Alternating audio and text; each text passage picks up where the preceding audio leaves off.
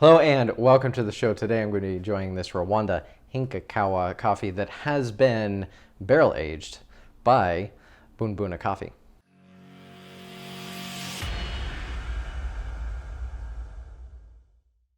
Now this video is much more of a congratulations for me, congratulations to Boon-Buna on their 1-year anniversary of their cafe and roastery location in Renton, Washington.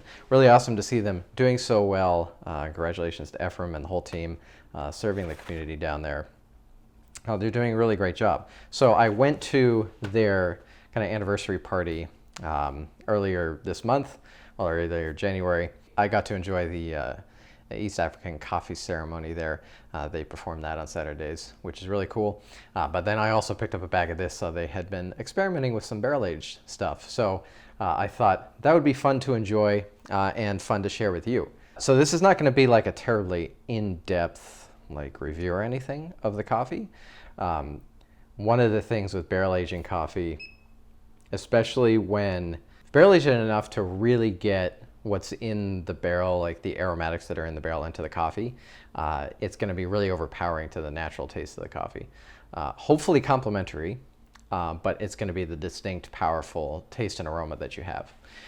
So for that reason, I typically don't like a barrel-aged coffee. It's basically like flavored coffee, only it's not been added after the roasting. It's not been like flavored with chemicals, aside from, I guess, the natural chemicals of what are in wine, if you want to get into semantics on that. But it's a flavored coffee. Just as like I don't usually put milk and sugar in my coffee, sometimes I really want a mocha because that's delicious. And you know what? Sometimes I like having a barrel-aged coffee because it's very different and it's a really interesting experience. Now, I didn't get a clarification on what it was barrel-aged in, but when coffee is barrel-aged, typically, the roaster is taking the green coffee and placing it in a barrel for a period of time, like usually a few weeks. In this case, I believe it was a Pinot Noir barrel. And that is my assumption because of how much this coffee smells like a dried Pinot Noir. like an empty Pinot Noir bottle or like a dried Pinot Noir barrel.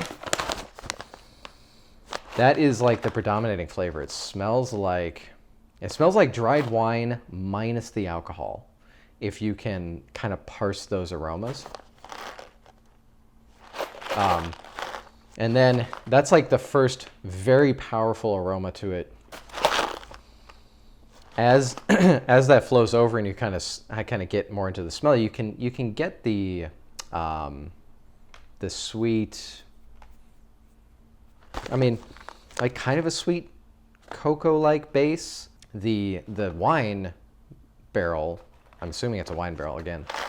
I've had barrel-aged coffees in whiskey barrels, and it's a very different smell. This is more like a wine barrel. I've had Pinot Noir aged coffee before, and this is very similar. So that's kind of what I'm assuming here.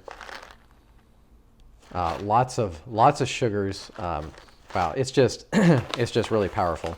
And I remember, so I'll link to this below, but we Jesse and I did an episode with this coffee of Coffee Lovers Radio. And as we were preparing, Jesse was brewing the coffee. Now, in the space where we do that episode, it's a large, like converted garage. And Jesse has a loft built in it. And we do the recording up in the loft. And then down below is where he's brewing the coffee. So as he opened the bag and ground the coffee to brew it, the entire garage space filled with the smell of the wine. I can tell you right now, oh, that's good. Like sometimes the chocolatiness of the coffee like shoots through. Okay, but let me finish my thought. So my entire apartment now smells like wine. So that's it's potent. It's potent is what I'm saying. So as a point of interest, this coffee is wash processed. So I think as far as like taste experience, it provides a base through which you can experience the wine aromas, but you're not really going to taste much else. And this smells like a very, very, very fruit fermented coffee. You don't smell fermentation, but like what dried fermented fruit ends up smelling like, you know, wine. All right. And then of course, so on the taste, huge amounts of dried wine, obviously. I keep repeating that because that's kind of what it is. But you actually do get like a base of, it's like cocoa or maybe black tea, something like that. I mean, it's overpowered by the wine, the like sense of wine and dried fruit. It's a very boozy like coffee experience, which makes for an interesting, unique experience with the coffee. Like I almost feel like I'm drinking a wine while I'm having this coffee. So I think there is something intriguing to that kind of mental space that this kind of coffee can put you in. As a similar example, I think I did a video on this a long time ago. I'll try to look if I can find it. I'll link it below. Anchorhead Coffee, when they were kind of in their early years of producing a lot of cold brew in bottles, this was before everyone else was producing cold brew. One variation they did was to add hops. So they had a hopped cold brew, which made for a very like rich feeling taste. And it very much felt like drinking a beer, but it was just coffee and hops and not like no alcohol. But you felt like you were drinking a beer. So it had a much more kind of relaxed sense to drinking it, like kicking back with a beer. I think there's something really interesting to be noted about that kind of experience that can be had from this sort of coffee. So that is Boon Boona Coffee's barrel-aged Rwanda Hingakawa.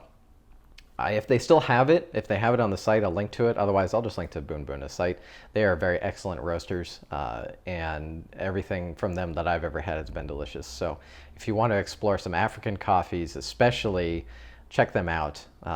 That's kind of their thing, and they do a really good job with it. So if you have any questions, questions about barrel-aged coffee, Boon-Buna, coffee ceremony. Below, I will link to a free download of the East African Coffee Ceremony issue. This was quite a long time ago, almost half the magazine ago.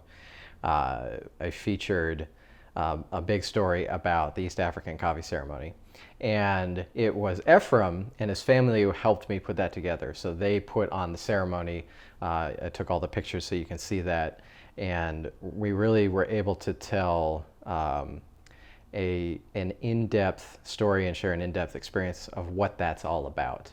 So, and that featured Boon-Buna in Boon-Buna's early years. This was before he had the cafe. So I'm going to link to that issue download below. Check it out. It's free. Enjoy it. Read the story. And I guess that's all I have to share with you today. Thank you so much for watching. Again, comment below if you have any questions. Always happy to chat. And I'll see you in the next one.